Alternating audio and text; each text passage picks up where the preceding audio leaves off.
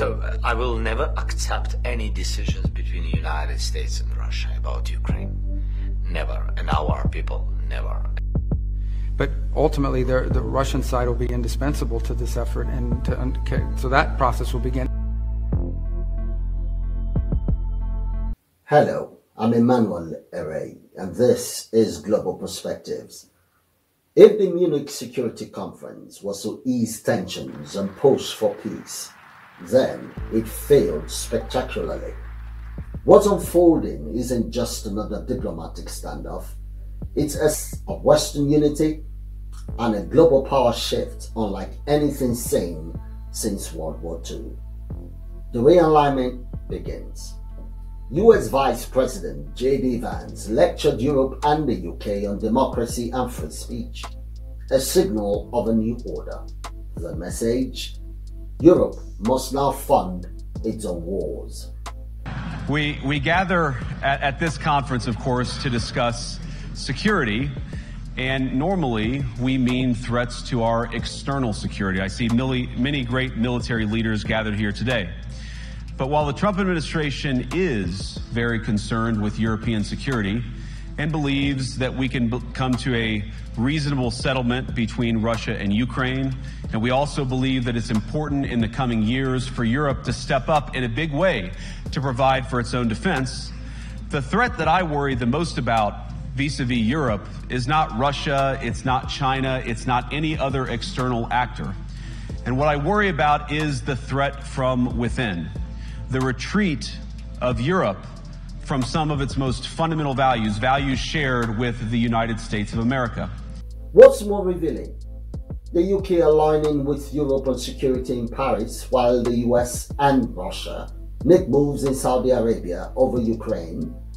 Meanwhile, Zelensky stands isolated, but defiant. So I will never accept any decisions between the United States and Russia about Ukraine. Never. And our people, never. And our adults and children and everybody. It can't be so. This is the war in Ukraine against us, and it's our human losses. And we are thankful for all the support, unity between USA, in USA, around Ukraine support, bipartisan unity, bipartisan support. We're thankful for all of this, but there is no any leader in the world who can really make a deal with Putin without us, about us. Of course, the United States can have a lot of decisions, economical, partnership, and etc. We're not happy with it, but they can have with Russians.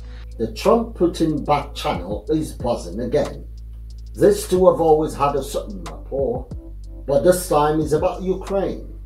The stakes couldn't be higher. Now, there are three key fault lines. Number one, power struggle. Ukraine isn't just a battleground, it's a prize in a much bigger game. Russia fights to keep its sphere of influence, while NATO scrambles for control.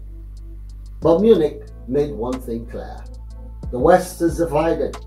The UK is trying to play a unifier, but can it hold the line? I think it's important that we understand that Germany is a very strong democracy, and as a strong democracy, we are absolutely clear that the extreme right should be out of political control and out of political decision-making processes, and that there will be no cooperation with them. And we really reject any idea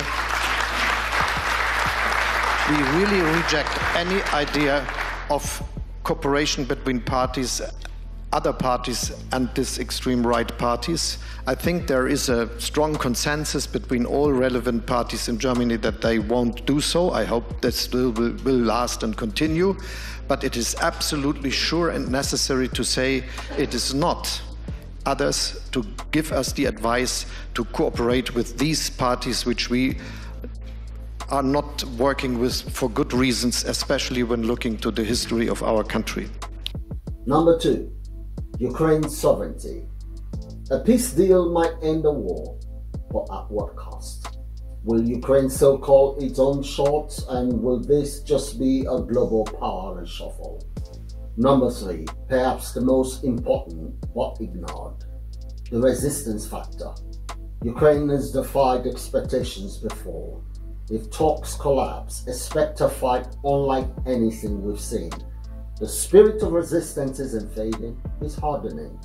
You can call it a Ukraine Resistance 2.0. It's about independence, it's about pride, it's about an unbreakable spirit. Можете обговорювати що завгодно, але не можна приймати рішення без України, як завершити війну в Україні. Ті чи інші умови.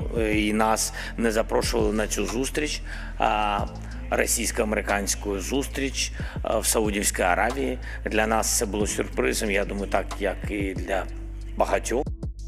But ultimately, the Russian side will be indispensable to this effort, and so that process will begin. And then the third is, together with those other two, is beginning to engage in identifying the extraordinary opportunities that exist should this conflict come to a acceptable end. But here's a bigger question. Is this peace deal about ending the war, or just rearranging global power? Ukraine's fate won't just redraw borders. It could reshape the world order itself. And if you are not yet subscribed, now is the time. Stay informed, stay ahead. See you in the next one. Bye for now.